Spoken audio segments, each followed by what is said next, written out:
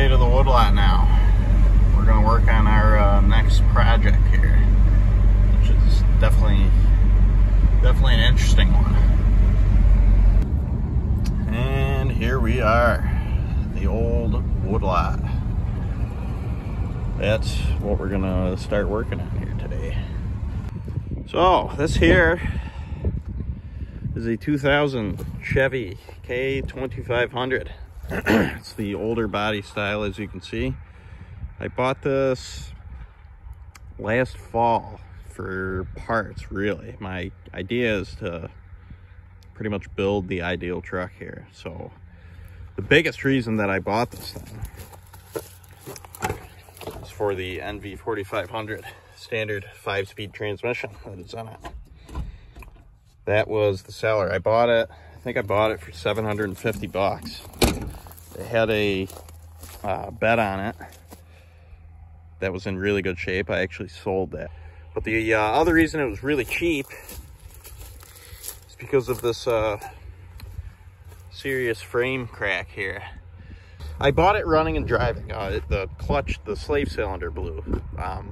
But it would hold clutch fluid long enough to use it around here. But it got really bad, so I just decided I was gonna part it out, you know. Strip all the parts off of it that I wanted and sell the rest, which is really not a lot of good parts. This frame is totally cooked. You can see the front here is gone, and it is just so scaly. The fenders are definitely not in great shape. These fender flares are just kind of hiding it. Doors are not good. So I started tearing it apart, and I realized that I kind of wouldn't mind putting it back together and screwing around with it.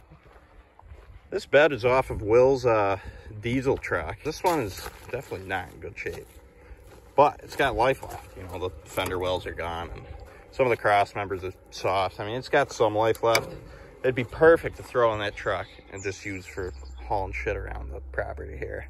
Today, what we're gonna do is get the engine running again. It's definitely been sitting since January or December, and it's April, I think 14th today. So it's been sitting for quite some time. Luckily, I have this plastic water bottle over the little vent tube that hasn't let a ton of water in. So yeah, we got that to think about. I guess I'll pop the hood. The interior is in pretty terrible shape. Seat, actually not that ripped. It's just very dirty. This thing's only got 114,000 miles on it too, so this transmission is young. It shifted beautifully when it would hold clutch fluid. See what she looks like under here. So this motor too, the guy I got it from was a mechanic and put an intake gasket in. The motor seems to be running very good. The oil was really milky when I got it, but as I changed the oil out and was using it more, it actually cleared up quite a bit. And as you can see, it looks just fine.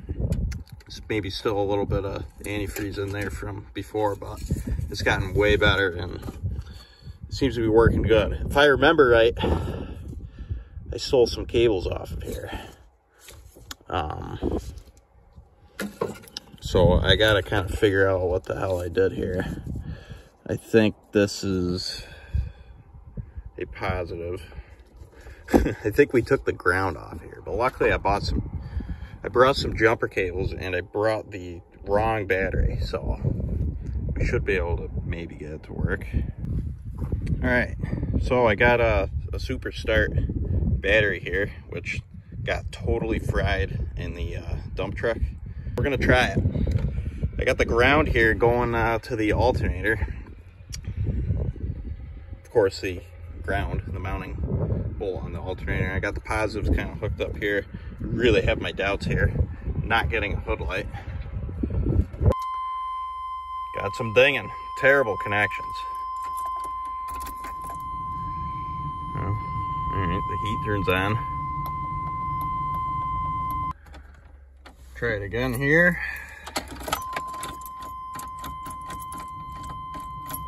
Still nothing. So I remembered that I cut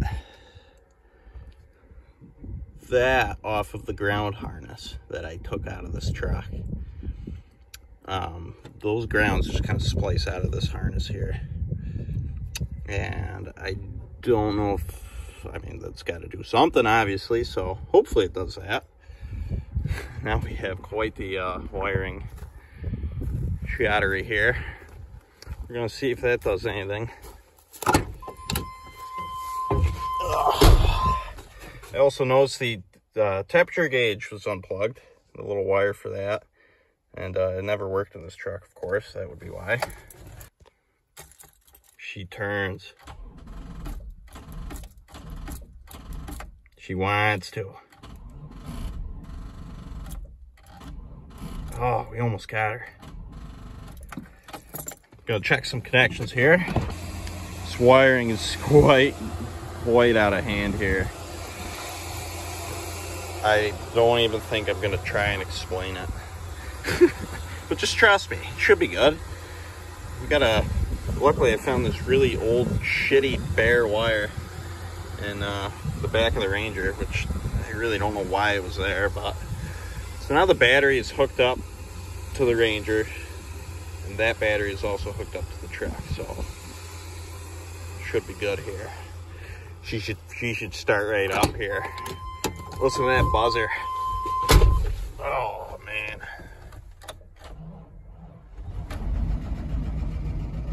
There you have it. Fired right up. Wow. A little lifter tech, but as I remember, it goes away. Look at that. Runs like a top. Gas must not be horrible in it. And the lines must still be holding, believe it or not. They're a little dry rotted. Wow. That is some pretty gnarly lifter tech. But the distributor is also quite loose. When I bought the truck, it was loose, but it was timed wrong, so I actually got it closer. One of the guy's big selling points with this thing was that the AC worked, so I guess we're gonna see if he's right. I'm sure he's wrong. I guess what's next for this truck is putting the wheels back on and getting it out of here, pumping all the tires up, getting it out of its death hole here. Make sure I got kind of enough gas in it, and I'm either gonna limp it to my house, the barn I'm renting, or my brother's house. Wherever it goes, it's going to be there for some time, because this is definitely not a priority for me. I just really want to do it. No AC, by the way. None. Next video, we'll be getting the wheels on, and we'll finish that wiring up, and we're going to try and get it out of here. Get it to somewhere where it'll get a half-assed repair job.